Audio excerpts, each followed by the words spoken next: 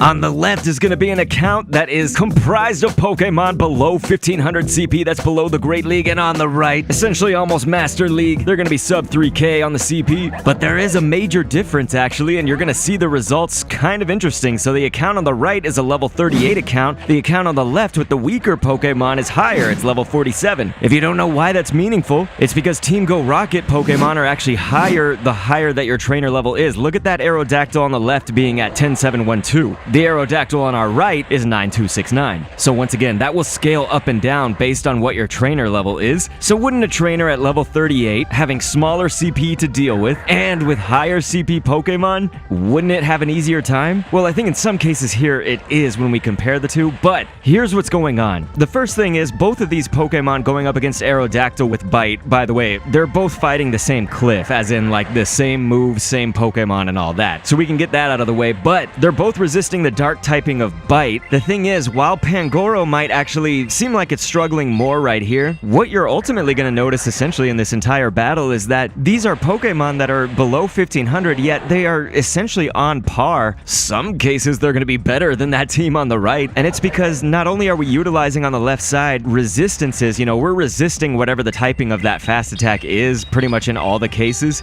but we're also dealing super effective damage. On the right side with that Machamp going up against Aerodactyl, it was not dealing super effective damage, yet it was an entire 2638 on the CP. So compared to a Pangoro that's less than 1500, yet the Machamp was still struggling, right? Like obviously there's different movesets and all that, you know, different stats. Like I'm just trying to say they're two different Pokemon. But again, this is where the Team Go Rocket mechanics come into play of you really do want to be trying to resist the typing of the fast attack of whatever Team Go Rocket is throwing at you while also dealing super effective damage. And if you can double resist, that's even better. Not always required, of course. And the thing is, listen, like a lot of the times I say in these videos, I'm just saying like, okay, this is only for people who are struggling. And I think this still applies, but what this video can show you is that I'll often amend that statement by saying, hey, I know that some people are just going to throw 3000, 4000 CP, legendaries, etc. at the problem. They're just going to kind of outmuscle it. But this is where a case where you see how much that right side account did struggle, yet it was a whole 1000 plus CP higher than any of the Pokemon on the left. So that's where sometimes maybe even people throwing their like 3000 CP in the mix may still even lose or whatever, but notice we still got our two Pokemon right here, and Scrafty is going to struggle a little bit against Mamoswine. It would actually do amazing against Tyranitar. The thing is, Scrafty can still kind of